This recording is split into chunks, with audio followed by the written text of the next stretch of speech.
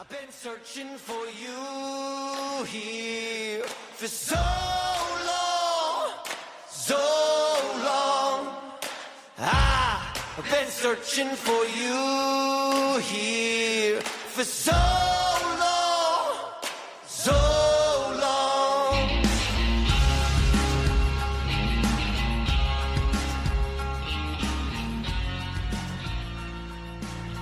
What is up, everybody? It's your boy Blake Money Blakeweather. Hi, welcome to another episode, Unfiltered Bachelor. I am your host, Blake Money Blakeweather. How you doing? It's that time of year again, folks. You know, that time of the year where there's a little bit romanticism in the air. That boy Cupid Tyson's coming heavy with them love arrows, coming heavy with the feels, coming heavy with the romanticism. I keep saying romanticism. Romantic? We're romantics? I don't know how to pluralize romantic, but one day I'll learn. How is everybody doing? I hope you're doing great. I wanted to do this episode a little bit different and have this one be a little bit special, but almost like a recap episode. What I mean by that, Blake, what are we talking about here? We've had a lot of guests, and they've told some amazing stories, I think, about meeting their significant other. Whether it's, they go into the full dating story, they go into, how they met. Like, there's some really awesome stories that we've covered, and I wanted to share them with y'all in case you forgot some of the guests or some of the stories. Maybe not even forgot. Maybe you didn't even tune in the episode. Maybe you weren't a fan yet, and that's A-okay. Because I'm going to go ahead and share those stories with you. This first story right here is my buddy Mike Berlin. You guys may know him as the host of Craft Brewed Sports. Love that show. He came on not too long ago, actually, and shared with us his story of how he met his wife. And I thought it was fucking hilarious, because not every story... every story is fucking different. And I really am inspired to do this episode because of a podcast I listen to called Love Letters. And if you guys haven't heard that if you guys haven't heard that series or that podcast, please go give it a listen. It's really awesome. It's done by Meredith Goldstein. She's a writer for the Boston Globe. And this episode is really inspired by that, because a lot of her episodes are collective of stories that all relate to one topic.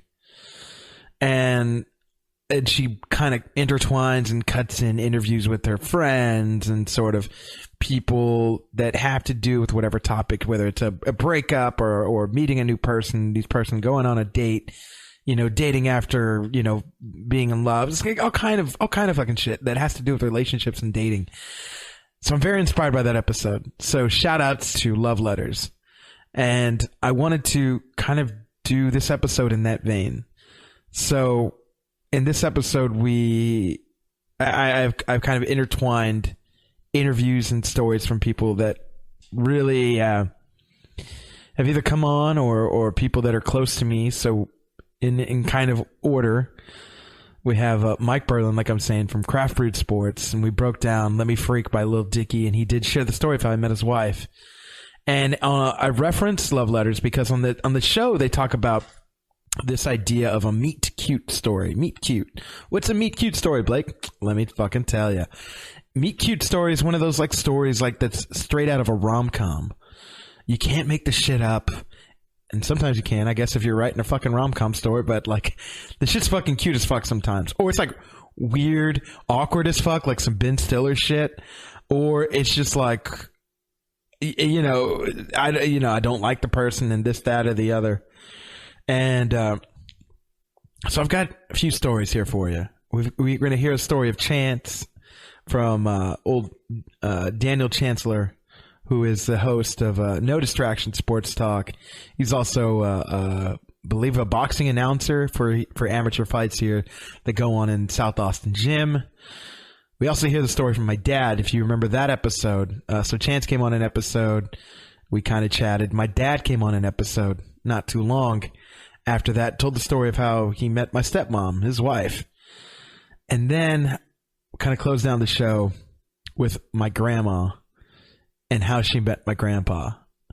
And all these stories are fucking cute. And also in the middle, I am going to read one of the stories that I got from one of my friends and one of the listeners of the podcast, my buddy Steven. So, yeah. Sounds exciting, right? If you're not excited, just tune in for these. Tune in for the stories. It's going to be a blast. So, without further ado, let me put on the first story here. And this is Mike telling me the story of basically we were talking about, we're breaking down a Little Dicky song to kind of give some context. And we were talking about kind of fumble to recovery stories because the Little Dicky's first verse is a very fumble of Let Me Freak is very fumble to recovery. It's kind of juggling along, trying to do all these things to make this girl like him. And he kind of just throws out the Hail Mary to get her to like him. And Mike kind of had a similar story, ironically, of how he met his wife and how he got her to go out with him. So, yeah, here's Mike to tell his side of the story. Hit me up. I want to know your stories. All right, so I got a fumble to recovery, but it's a long play fumble to recovery. Because you play the long game. Let me hear this. I do play the long game. So my wife, I took her out for our first date. We went to I invited her to a Reds game, and she was like, "Nah, I'm busy." I was like, "Oh, okay, okay, bye."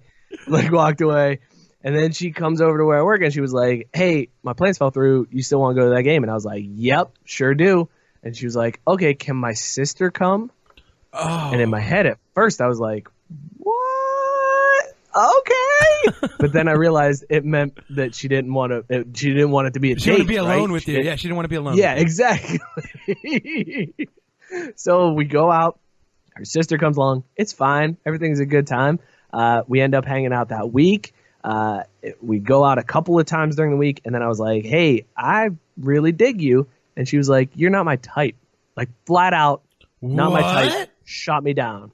And I was like, "Oh, okay. What are you doing Friday? You want to hang out again?"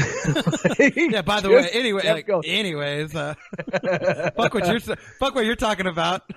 She shot me down 3 times. 3 separate times. And I was just like, oh, okay. Well, what are you doing next week? Until finally I was like, okay, well, clearly you're not into this, so I'm out. I didn't talk to her for a week, and the following week she called me and she was like, "Hey, where are you at tonight?" I was like, I'm downtown partying. She was like, "All right, I'll meet you there." I was like, oh shit, here we go. What? And that was it. That's all it took was like the week off where I had to like just back away. Oh, I see what you're saying. So you had to just be like, "Yeah, you should realize, I just went, should realize I'm a good guy." no communication.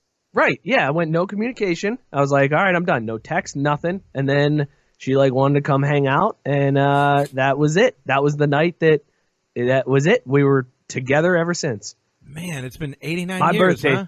My birthday 13 years ago, bro. Damn, bro. That's like half your life. I know. Shit. I just realized that. Holy shit. It really is. Oh, man. Oh, damn. Oh, Mike. Oh, that's rough. God bless you. Maybe that'll happen to me one day. Maybe it won't. I don't know. But so there's a lot to take away from this. First of all, looking at like doing a dating podcast. So you have the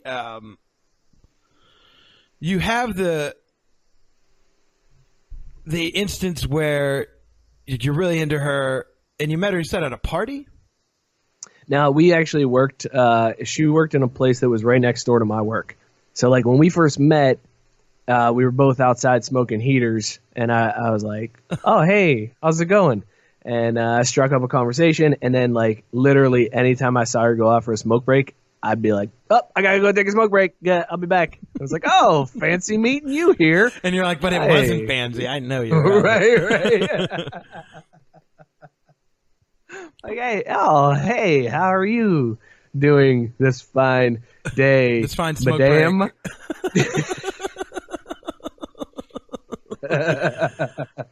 And then eventually I finally got up the balls. I was like, all right, man, I'm gonna ask this girl out. And she said no. Like you flat out. So was it like incognito? Was it like, hey, you want to hang out or whatever? Or was it just like flat out like? It was like, hey, I got an extra ticket to the Reds game. If you want to go to the game. And she was like, nah, I'm busy. Like, okay, bye. See ya. Good talk. Okay, see you never. See you never. Yeah, I was like, well, I quit smoking right now. I just quit right now. That's funny how that works. I don't know. What? Okay, so fast forward, you do hang out with her and her sister. Yeah, we all went to the game, which I didn't even have tickets to that game. I had to buy them because I was like, it was just like, that's my in. They're in town. Like, let's go to that game. That's a safe first date, right? There's a lot of people around. It's like a good time. You get some booze in you. It's fine. Okay. So I get there. I'm like, 3, please, I guess. Right? Because now I got to buy a ticket for the sister. I was going to say, did she not say, like, I thought you had tickets? No, she didn't even catch that shit at all. Okay, you want to hear something really crazy? Yes.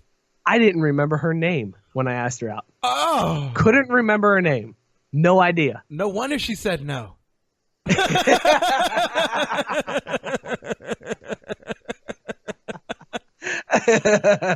had a buddy the night before. I was like out with my friends. I was like, dude, I'm going out with this girl. I can't remember her name. And my buddy was like, what's her number? And I give him her number, and he calls and he's like, hey, is Brandy there? She's like, no. And he's like, oh, sorry. And he hangs up. I was like, what the fuck are you doing, dude? And he was like, just relax. And he'd call again. He's like, is Brandy there? And she was like, no, you've got the wrong number. He's like, oh, sorry. And hangs up again. I was like, dude, seriously, what the fuck is going on, man? He called a third time. He's like, is Brandy there? And she was like, look, you've called me 3 times. He was like, I'm sorry. Some girl at the bar gave me this number. What's your name again? And she was like, this is Alex. And he was like, oh, my bad, Alex. I'm really sorry to bother you. He hangs up the phone. He's like, her name's Alex. I was like, damn, dude. That was beautiful. That's the smoothest shit ever of all time. And I love it. I'm going to use that. I'm definitely going to use that. You ever forget the girl's name? Just, hit up the star 67 or whatever. You got to block that. So now we have technology, Mike, and we do dating apps. And so if I ever forget a name, I can just look at it right before I walk in and be like, hey, you, instead of being like, shit. Totally. That's right. This was 13 years ago before the internet. Back in my day, when people used to talk to people and meet them, you damn dates. Millennials. Okay, Boomer. Oh yeah. Okay, Boomer. Moving on. That's hilarious. Okay, so that was part of the story. Before I lose track of what I was saying, that was part of the story, and then the part where she was like, no, I'm good. And then like basically was just like not having it. Yeah. And then you did the thing that a lot of people have trouble doing. You did the old see ya. See ya. Yep. Let me give you the deuces. I'm not just some, I got value. I got some self-worth, girl. And then after a week is all it took. And she was like, he does have value. He does have self-worth. He does have red hair. Fuck, I need him in my life. I need him in my life.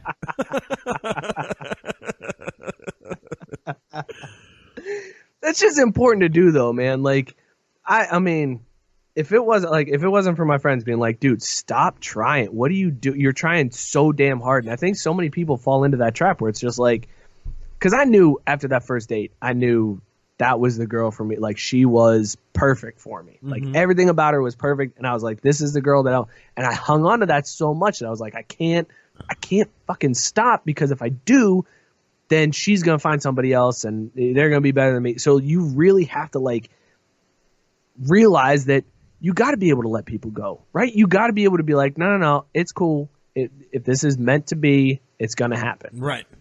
That is, yeah, you absolutely. I've been learning that lesson actually, like pretty recently, like, because I'm very like, nah, ain't nobody better than me, bitch. Like, what is you thinking? Like, what is you talking about? Like, and there really is not. I have yet to find somebody better than me. Like, let's be honest. You know what I mean? Like, but it's so funny. I was just thinking, And then, so I'll make a full circle back. If it would have been funny if we would have done like one of those interviews, like it was a blind date show, and you're on, remember that show Blind Date? Yeah, the two people meet each other, and then it has little pop-ups of like what they're thinking and shit, and then it interviews them at the end, right? Of like how they think the date went, and I could just imagine you being like, "Oh my God, she's the one. I'm gonna marry her. She's gonna be the mother of my children." Like, wait for date, just you wait for date 2, and then if they were to interview who your now wife is, she'd have been like, It's never happening. Like this, fuck this guy. I was talking to this other guy named Jimmy. Like he's fucking way hotter. That's exactly how it would have gone. And we are back. And I don't think you noticed the difference. And not really back, but I fucking love Mike's story. It is one of those meet cute moments, one of those things where she's not really into him, and kind of persistence prevails at the end of the day. It's fucking kind of cute. It's fucking kind of corny, but it's a thing. It's a reality of dating, love, relationships, where you're trying to pursue the other person. They might not be into you, but you stick with it and you ride it through. And like you learn lessons, going along with it. And he learned a lesson like, kind of give somebody a little bit of distance, kind of, hey, don't smother them, and kind of let them feel what they're going to feel. If dates go good, then, so be it. It's going to go well. And shout outs to Mike and his wife, Alex. Actually, I think they have 2 kids, and they're doing well. So shout outs to them. It's a fucking beautiful story. And I'm happy he shared it. I'm happy to share it with y'all. And again, that's the episode. If you want to hear the full episode, go check out episode 53. Me and him broke down that song, Let Me Freak by Lil Dicky. This next bit is from Chance's episode. My buddy Daniel Chancellor came on the podcast, and he just kind of, kept things honest. This is from episode 22.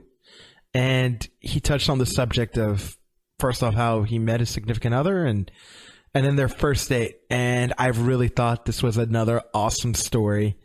And maybe might give a few of you some ideas for Valentine's Day or just even for romantic dates. So, yeah, let's hear Chance's story. I think it's pretty funny to me to mentioning how I was old school, trying and dabbling and dipping my toes in the digital waters of online dating with Tinder and stuff, and it just wasn't my cup of tea. It's not where I wanted to. It's not how I wanted to do it.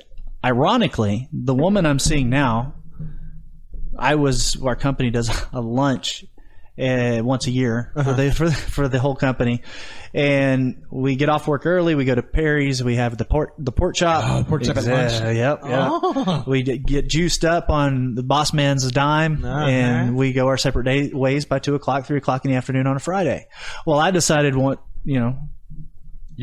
2 years ago that I was going to go to Lavaca Street Bar first, have another drink. Posted a picture of it. Well, we were friends on Facebook, and she liked it. Well, then I went over to whichever other one took another picture of my beer. She liked it. I put in my phone on Messenger, on Facebook Messenger, 2 likes equals a join, and I set that phone down on the table and looked at it for 15 minutes with butterflies before I would even hit send. One of my favorite ones that I ever went on was actually the first date I took the woman I'm seeing now on. She's actually older than me by a couple of years. And she grew up in Austin, lives in Pflugerville now. Okay. And she grew up kind of on the northeast side of Austin. So I wanted to find something kind of close to home, so to speak. Okay. And I found the Skylark Lounge. And I brought it up to her and said, hey, I found this blues bar, Skylark Lounge on the east side. I said, have you heard of it? She goes, I have heard of it. It's kind of close to where my old house used to be, but I've never been. And I thought, okay, so if I've got an Austinite, and I've only been in Austin for 20 years, or this May will be 19 years I've lived in Austin, born and raised in Texas, by the way. But if I've found an Austinite, a unicorn that hasn't been somewhere, then I need to take her. You got to get him there. You got to get him to the Greek. So I went to the Skylark Lounge early because I'd never been there before, and it was scoped the scene? I scoped the place out, and I got there and I thought I'd made the worst mistake in the world. Okay. It looked like a complete dive, dude. Oh, wow. Complete dive. I thought, what have I done? Uh-huh. I, of course, went in and got a couple of glasses of liquid courage to get going because I thought I'd screwed up because this place. But the music that was playing, the ambiance in the place, phenomenal place. Yeah. Great outdoor seating area. So we listened to some music for a little bit first, live music. Then we went in the back and we spent the rest of the evening back there talking, but you could still hear the music from playing inside. Oh, wow. So I'm real big on any place that you can maybe mix it up a little bit. Have a little, like, nice ambiance. Go out, maybe catch some. You can still hear the music, but you don't have to be like what you said with the jazz stuff. But at the end of the day, you can still hear the music and enjoy it, but you can. And Austin's full of great outdoor venues that have an indoor-outdoor mix. So and the east side is covered with some beautiful places. I'm like you. I like the competitive side of things. So let's go play some putt-putt.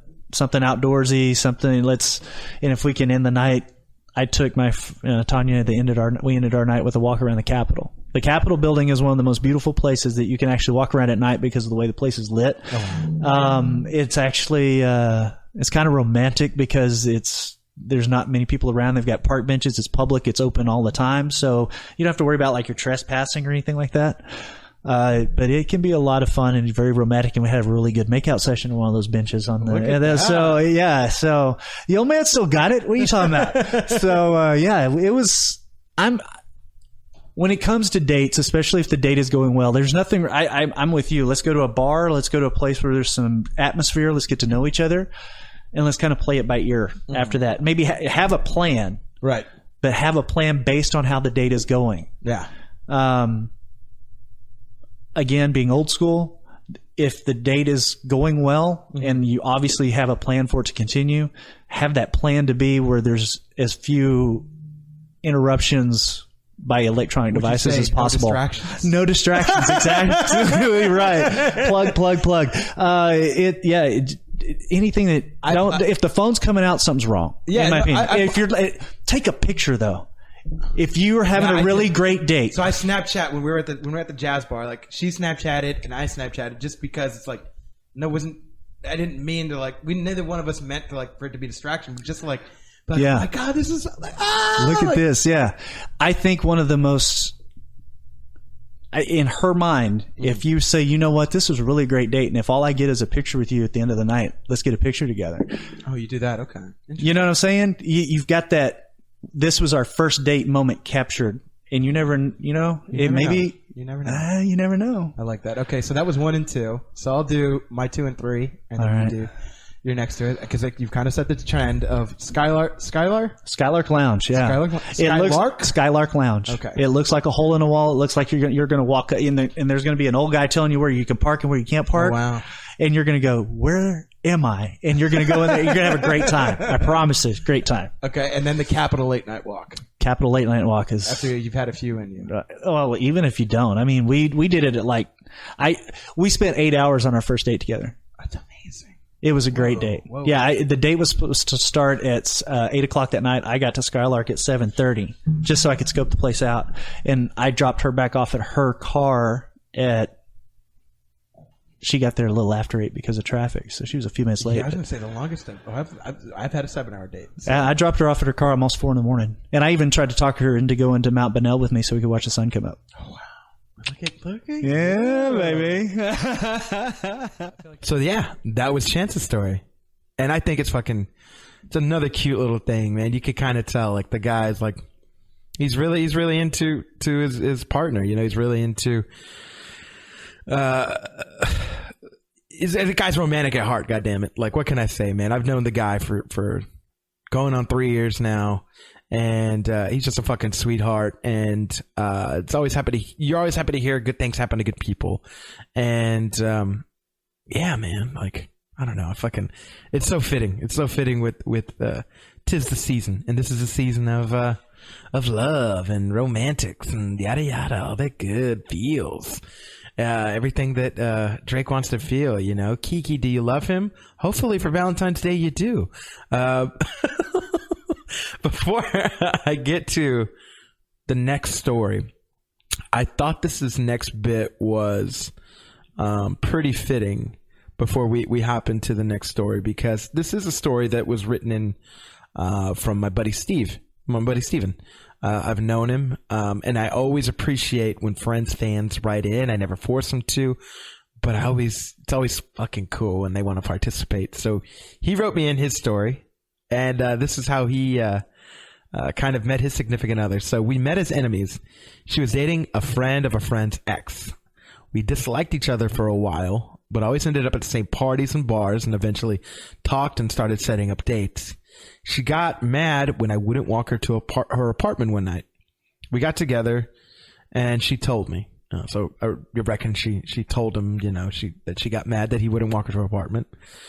And then we went steady. We actually broke up for 6 months, and we're both miserable. So we got back together and ended up getting married. Shout outs to Steven. God damn it. That's a good guy right there. I'm happy he's happy and is in a great relationship. And it's funny how things, I think, start off that way, where it's not always cute. It's not always it's kind of similar to Mike's story. Like, you're kind of into somebody and they're like, nah, get the fuck away. But in this case, they started off as enemies. And I think it's so fitting for the story that we're about to go into. And again, shout out to Steven for sharing this. If you guys want to share your story, hit me up, unfilteredbachelor@gmail.com. I'm always happy to read how you met your significant other, how you guys met, what the first date was like. Let's give some deets. Let's all be friends together and sing Kumbaya by the campfire and shit.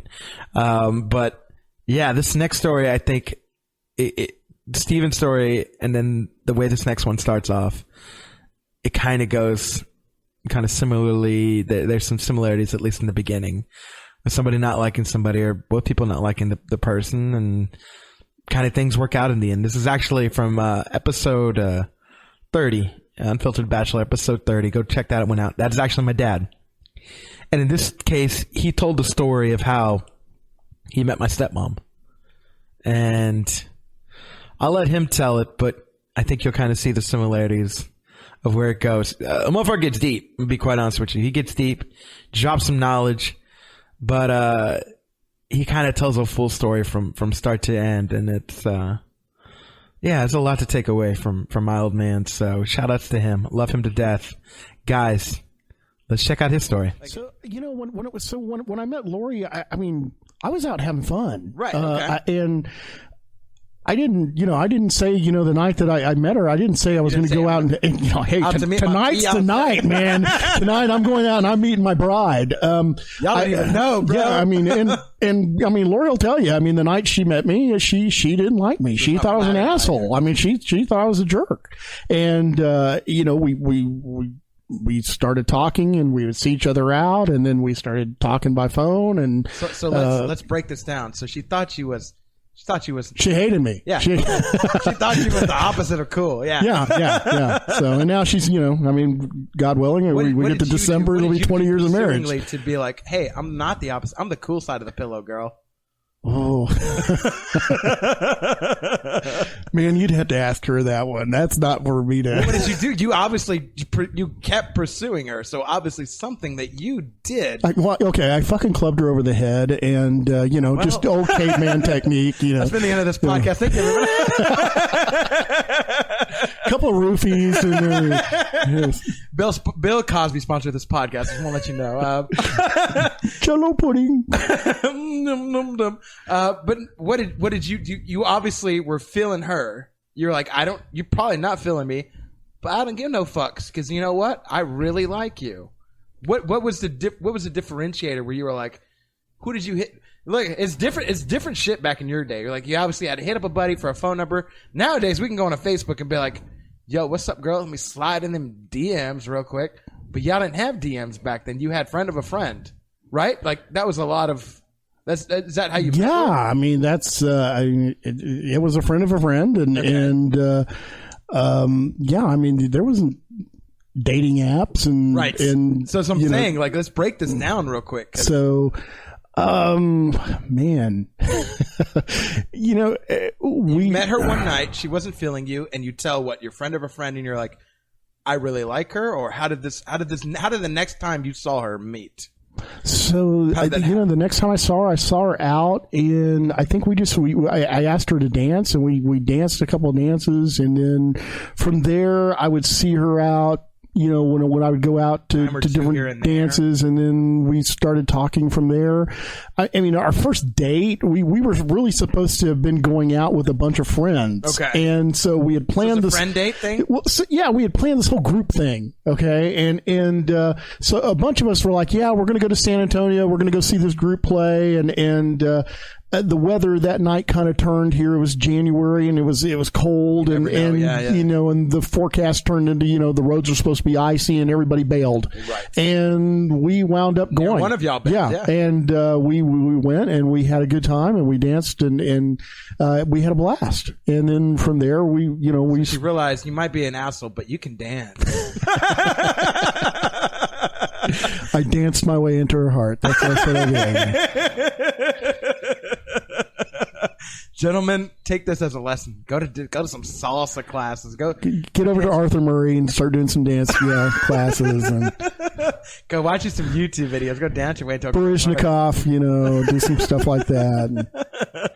And the next thing I want to touch on, though, is this. I love this story too. Is the story when you knew you wanted to marry her, and how you the engagement, yeah. How you were like, listen, make you my wife. Okay, so you get your romantic from me, okay. And so I had planned going to having a romantic moment somewhere, and she thought that I was getting ready to have a fight with her. Okay. And so I told her I needed to speak with her, and she was, of course, now, mind you, I not only did I marry somebody, I married somebody who had a kid. Right. So, right. It's a tweak different. Yeah. Yeah. So, of course, she was like, well, I have to go get Ryan, something to eat. So I was like, okay, we'll get in my truck. We'll go get him something to eat. And you had a truck back then. Yeah. And so we get in the truck, and we leave the house, and she, wants to go to McDonald's to get food for Ryan. Do that for me. Yeah. And so she, of course, at that point was like, kind of, standoffish with me, and, well, what are we going to do? And I was like, and so finally I popped the question after ordering. I just want to marry you. We got up to McDonald's. We pulled up, we ordered the Happy Meal and the drink, and then in between ordering the Happy Meal and the drink and getting to the counter to the number 2 window, I threw the ring at her and asked her to marry me, and that was the whole romantic wedding or engagement proposal. Kind of Yeah, it was like a Ben Stiller movie. Sure, absolutely. Like this awkward comedy of like, listen, I'm trying to be romantic, goddammit. Work with me here, man. Give me some rope, please. So but it works out though. It has. Hey, you're married. Yeah, she's here, ain't she? Hey, I was at the wedding, right?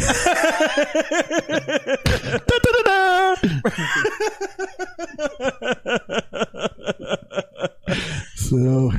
But even before we got to the engagement, we dated for a while, and we hit this little patch where we kind of got into this argument one night, and Lori kind of just broke me. I mean, she threw out to me, I don't want to have a boyfriend, and I mean, that sticks a wood stake right in the heart. I mean, it's a gut punch. Yeah. And, her, I'm very fortunate that I have this really good relationship with my in-laws. That's, you hear about, marriages and people and they're not getting along with their in-laws. Yeah. And, so, I'm very, very fortunate that her family, when we started dating, they all just kind of accepted me and took me in. And so, we hit that patch. Do you think it's because they thought you were white? No, I'm just kidding. You got green eyes. and that's why Lori married me. It was the green eyes. She'll tell you. Oh man, go ahead. So you get gut punched, and so that led to an episode where I showed up at her house one night, and she was still living with mom and dad. Right, and, of course, yeah. And of course, her dad, still would rib me pretty good about the night I showed up there, and I love her very much, and so we got over that and wound up getting engaged and then planning a wedding. What is it? What was the moment when you fell in love? What does that feel like? When did you when did you know, and how, like, what, So you want the story I tell her, or? I mean, I've heard I think I've heard a story, but I don't know what fuck story. I mean, the story I tell her is that it's the night that I saw her butt in these certain pair of jeans, but you T-pained her. Yeah. So we would have these really kind of long talks every once in a while. And of course, mind you that she had lost a brother in an accident about a year before I met her. Okay. And so that was still kind of raw, and it was still, and so we had we had a few talks about that and about faith. And, at that time I was very active with the ministry here in town and trying to bring Generation X to church. And so it was, that was something that I spent a lot of time doing and helping a friend of mine that I went to high school, that we started with a group that was doing basically a Bible study in a living room, to filling up the sanctuary at Hyde Park Baptist Church on Tuesday nights. And of course, the whole intent was not to have church on Tuesday night for these people. It was to give them a message, but then get them to a church on Sunday. And so we shared a lot about that, and so we developed a good friendship, and that's something I didn't have in a relationship in a long time. Was it a sense of communication that was lacking in previous relationships that you felt like you had?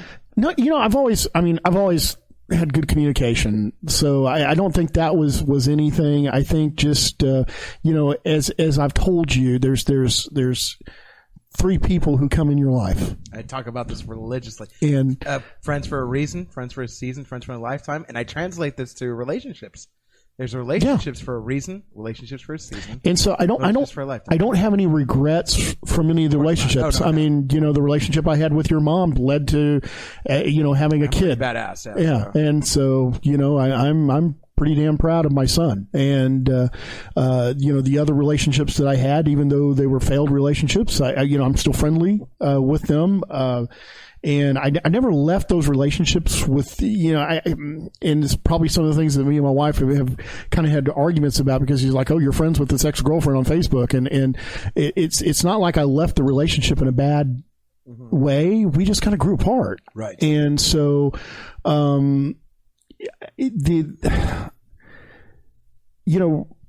I understand that there's some people who get into really contentious relationships and in the fighting and the bickering, and it turns into flat out hatred because of a mistake that somebody makes somewhere along the line in the relationship. And you can walk away from that experience and say, you know what, God, I hate that bitch. Or you can walk away from the experience saying, hey, what did I learn from that? What did I learn? Yeah. There's one of my favorite fighters. I talked about him, Conor McGregor. There's a coach named John Kavanaugh, and he talks about fighting in the sense of you either win or you learn. There's no losing. Yeah. And I retort that, I convert that, I should say, to relationships, dating, anything. You either win or you learn, and you learn how to be a better you. It's nothing. If somebody else may be having something going on, the only thing you can control is you. And how you can control. And I'm fortunate. I'm fortunate that my mom and dad gave me, they never gave us the rope to let us to go out and hang ourselves and then come back and say, see, I told you so. Yeah, I told you so. Yeah. Yeah. They were like that, yeah. Mom and dad were always, what did you learn from it?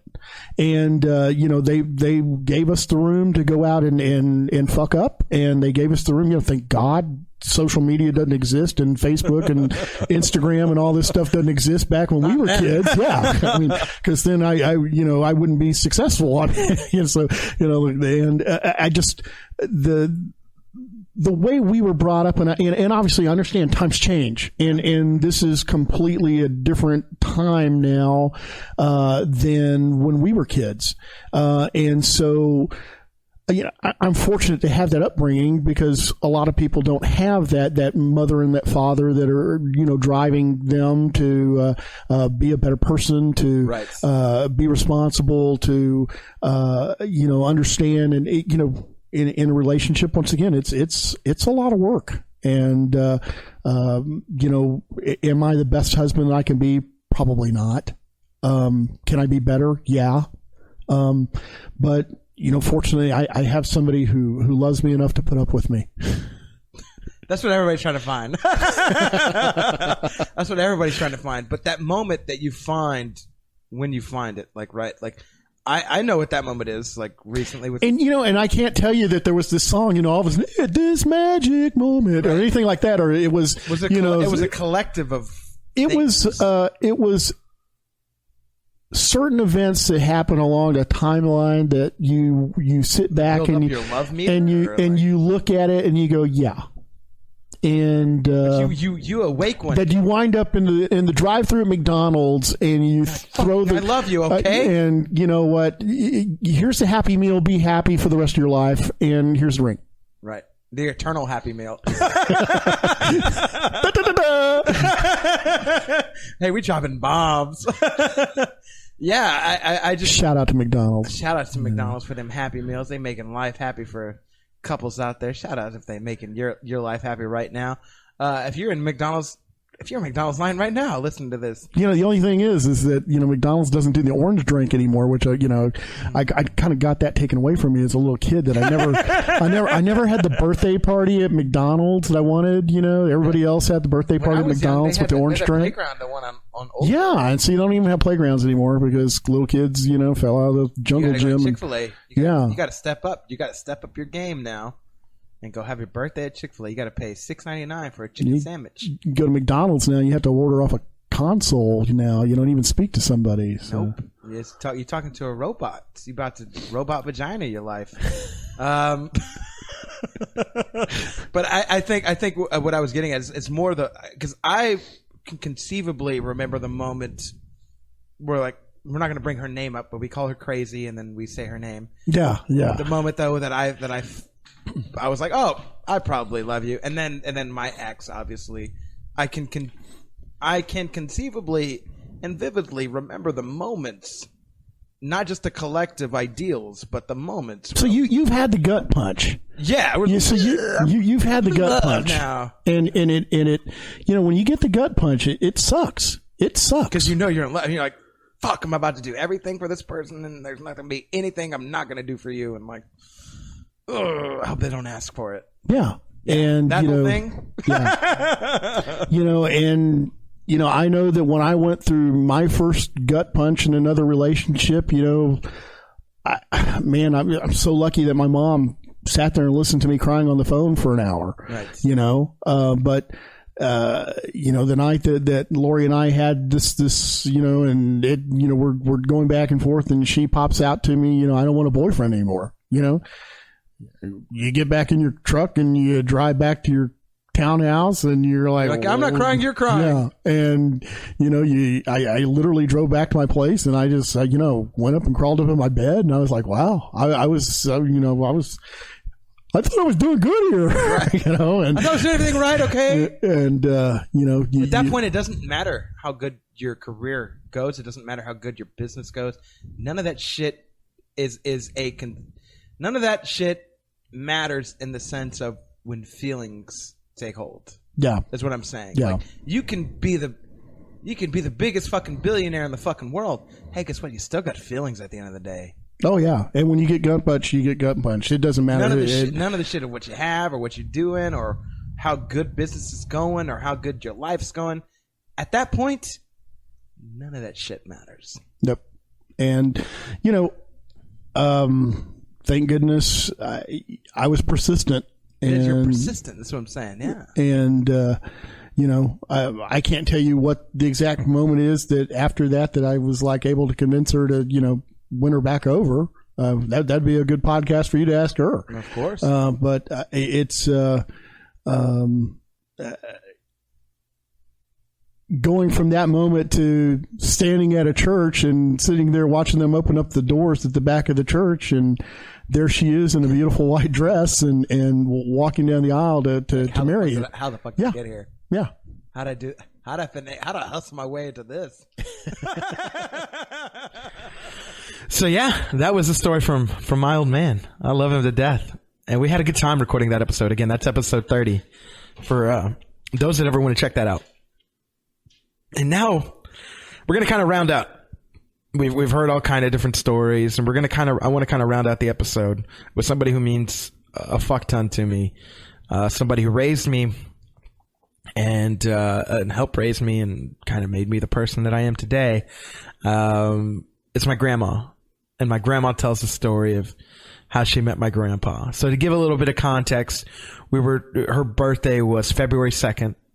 And we're all sitting around. It's me, it's my buddy Bruce, my cousin Vincent, my grandpa, and my grandma. I call them mom and dad. So if you ever hear me say mom, start with a story, or dad, would you do that? Give you a little context. I call them mom and dad.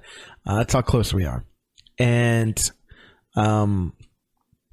we were all there for brunch, and my grandma just starts telling these stories, like old school stories.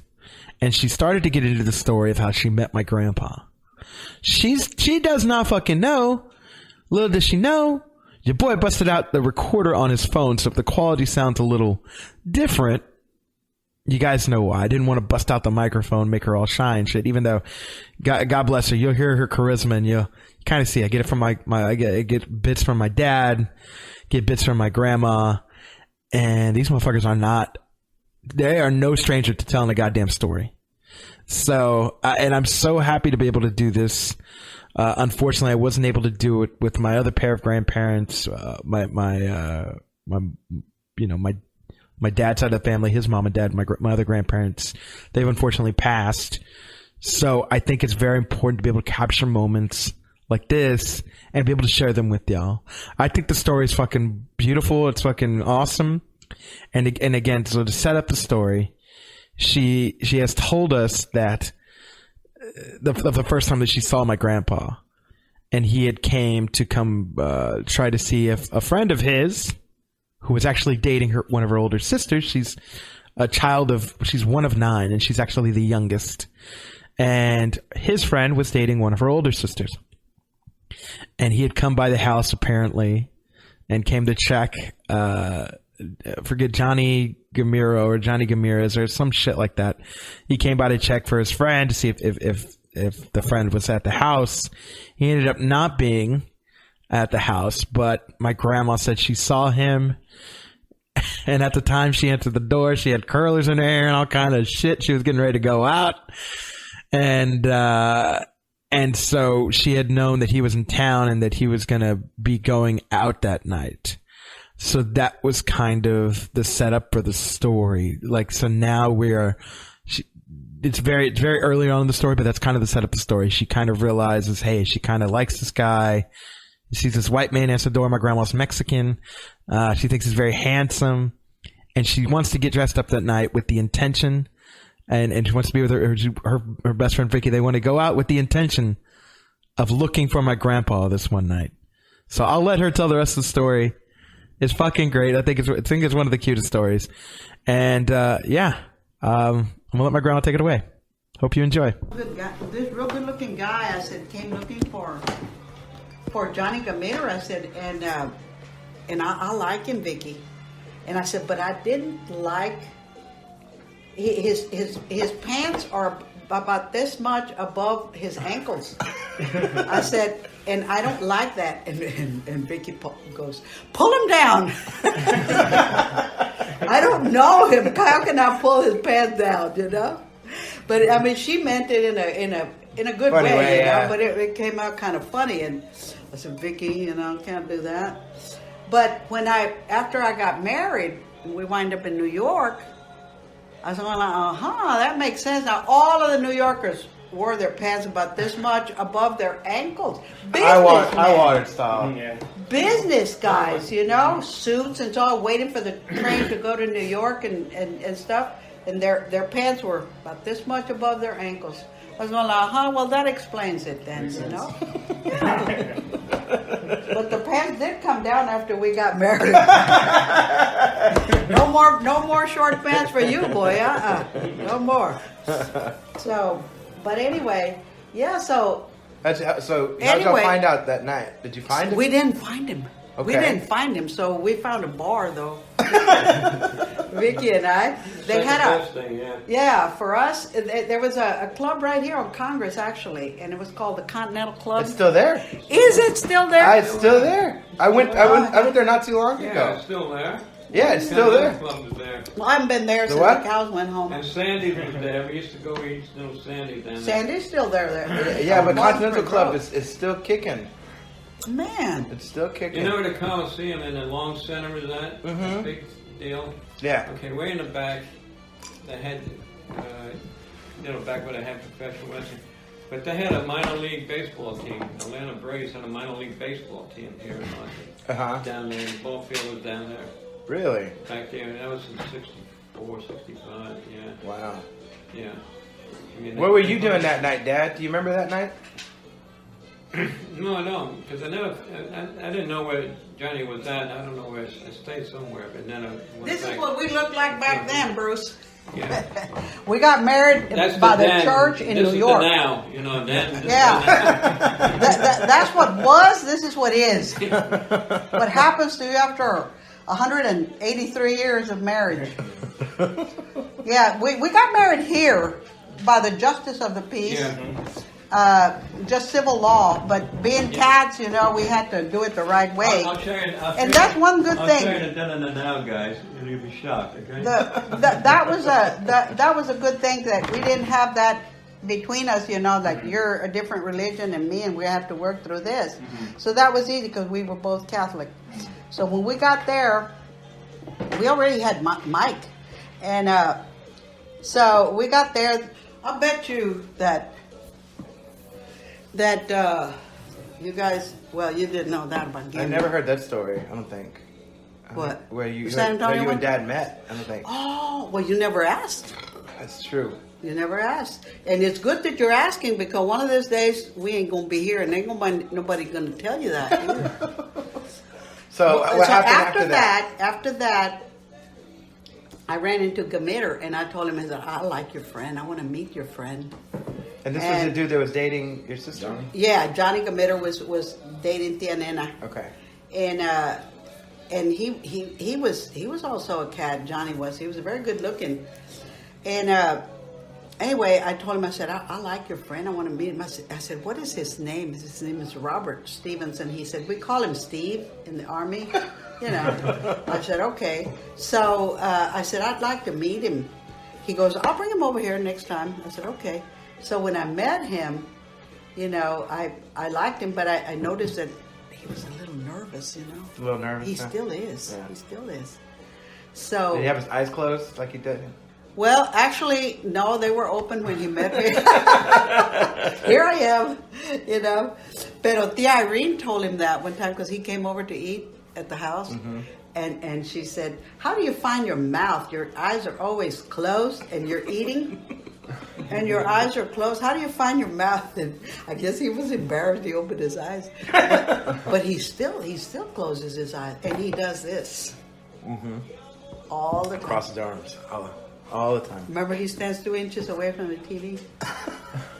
He does. He does. does. He stands right in front of the TV and does this little number. But I guess some stuff has, happened in his life too that caused him to be nervous and stuff. But we're totally opposite personalities. Mm-hmm. He's quiet. I'm not. And he's very serious, and I like to talk. I'm, bubbly. Mm-hmm. But getting back to your story, what happened after that? Mm-hmm. So we went out, didn't we? How long after that was this? It was a few days, few weeks after? No, a few weeks, I think, because Johnny had to organize stuff, between get him together and yeah. So this took a while. So from the time Yeah. you did 6th Street, Dad wasn't there. Yeah. Then the next time you saw Johnny, which was maybe a few days later. No, actually, it was a couple of weekends after that. You saw him. But when I saw him, I And then told you were him, like, hey. fix me up. And then so he was even a few weeks after that. So I want to say maybe altogether, maybe a month and a half or so before that we went out for the very first time. Okay. What was that? So when? No, what was that like? Oh, it was good, but he was quiet. Yeah. Right? You were quiet. And so we started going out and dancing. What was the first date? What happened? I think we went dancing, didn't we? Somewhere. I know you We went wound dancing. up with Vicky. We wound up with Vicky. And we took Vicky to there was right there where the Palmer is at right now. Mm-hmm. Palmer Event Center. They had a big, like a barn looking thing. It's called the City Coliseum. Yeah. And so they had dances there. Okay. And me, liking to dance, I told him that let's go to the dance, And we took Vicky with us to the dance. So she was I a told third Vicky- wheel? Yeah, she was a third wheel. And I think she liked him. But he said he didn't like her. And so, but anyway, so we went to the dance together, and I told him, I said, when he got to the window and to pay for his and mine ticket, I told him, I said, Vicky doesn't have any money. And So you made him pay? So he turned around and looked at me and her. He goes, "Are you shitting me?" Hey, I tell you what, guys. She still remembers that. Are you shitting me? Hey, I get it, right? Back then, in the Army, they didn't pay until Reagan came on, but you were making pennies in the military. When you're making about $96 a month, hey, you had a penny pinch. Hey, you shouldn't make I get it. Did she tell you that she She didn't? was. Vicky did this, So but he managed to pay for her, and then we went in. I And paid poor for it. Vicky, she was like, wanted to melt, huh? But after that, we started going dancing, and we went to church, and we went walking around the area around the Capitol grounds and stuff. And they had a cafeteria down on Congress called the Piccadilly Cafeteria. So we'd go to mass at St. Mary's. St. Mary's, and then we'd walk. He didn't have a car. I didn't either. So How'd y'all get to where you were? Bus and stuff, or? we walked, or we took the bus or something. Back in those days, that didn't mean anything. Where were you living? I was staying with Tia Alice. Oh, okay. And East Austin. Yeah. Uh-huh. You need help, man? You got it? No, I'm fine. Thank Okay. you. So, anyway, isn't that a pretty song? I like that. Anyway, it was fun. Yeah. It was really fun. So, after being friends for Where were you staying, Dad? Fort Hood. Fort Hood, he was stationed. You were he in was Fort Hood, active, so you yeah. come down? How'd you get down here? By bus. By bus? Off, Okay. Or hitchhike. No, we didn't hitchhike. We took bus. No, but because Greyhound the station used to be downtown. It's like Okay. The old Greyhound station. It's not up there in Howe and Wall anymore. I mean, Right. It was right downtown, so it took you right downtown. All right, guys. So that was all the stories. And that one, my grandma always, it brings almost a tear to my eye. It's fucking cute, man. And I'm so glad I was able to capture that memory. And don't you fucking go around telling her. She ain't got no social media, so don't be snitches get stitches and shit like that. So don't be doing that. But, I think it's fucking badass that I got to capture that, and you kind of got to hear everything going on, and just that's us talking at brunch. It's literally me. Nobody else knew that I turned on the microphone on my on my phone. I told my buddy Bruce later, I was like, hey, bro, I recorded that story. But he was like, bro, that's badass, man. And I think it is. And I think each one of these stories is it's a unique way to remind us about this romantic season that we have upon us. Some of us, we just look at it as like another day to go out a fancy dinner, buy some shit, spend money, buy some flowers and some chocolates and shit, and it's Cupid and he's shooting arrows and shit. But a lot of us, I think, sometimes need to go back to the beginning. What was it like when you met? What was the first date? What was all of that? And you find some of the fucking cutest stories in the world.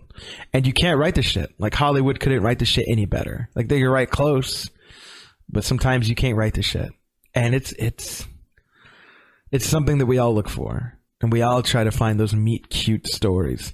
And in a time where online dating is so prevalent, I think a lot of that romantic feel, it dissipates. It's almost... I don't say it's non-existent, because you can still have those moments, like when you go on your first date and meet somebody. But meeting somebody on, there's just a certain, I think, organic feel and a certain, je ne sais pas, I don't know how to say it, but there's a certain something, X factor that's missing when you meet somebody in real life and you hear the cuteness that goes behind it and the intent of what somebody was thinking when they met this other person, and then kind of what the other person was feeling too. In the story of my dad, he kind of says how my stepmom was feeling. In the story of my grandma, I happened to have my grandpa there, so he's kind of given his side of it. And yeah, you never get these moments back, but it's always fascinating and interesting to kind of hear what that was like. So guys, I really hope you enjoyed this. And again, this was inspired by me listening to a lot of other relationship and dating podcasts. Love Letters in particular inspired this one. So please go check out that show if you kind of like this format. And yeah, I really hope you enjoyed this. And this is out just in time for Valentine's Day. So no matter who you're with, no matter what's going on, I hope you were able to think back and listen to this and think about how you met your significant other. And even if you're single, I think you can still listen to this episode and think back. There's always maybe that one person and second person, and there's a fucking cute date or a cute story of how you met some person along the way where it was just fucking cute, and you can't replace those memories. And yeah, I'm happy to capture this for you, to walk you down your own personal memory lane. That's what it's all about. This is bigger than me, and I hope this kind of touched you in the heart feels and pulled a few strings on the old heart chord, whatever. But yeah, guys, I hope you enjoy this. If you enjoyed this episode or any of the episodes that you've heard, go back and listen to, please tell your friends. Share this with a friend. Tag a friend. We're on all the social medias, Twitter, Instagram, Facebook. Go ahead and share this. If you're listening to this on a podcast app, please write a review. Do me a favor, write a review. Give the 5 stars. You smash the like button. Every little bit helps. And yeah, I definitely appreciate it. You can follow me, Money Blakeweather, Instagram, Facebook, Twitter, Snapchat. It's Money Blakeweather on all those. You can follow the podcast, iTunes, Spotify. We on there, baby. Stitcher, Google Play, your favorite podcast app. That's where we are. Tell your friends about us. I hope you enjoy this episode. I got a lot more content coming out for you. I got a few episodes in the pipeline. Don't give nothing away. But yeah, I really hope you enjoy this one. I hope this captures a moment of the season. I think it does. Yeah, I hope you're kind of a little inspired, a little touched by this. I don't fucking know. So whether it's morning, evening, afternoon, whatever time you're listening to this, I definitely appreciate you making this show a success. So thank you so much. And until the next time, I'll be seeing you. Peace.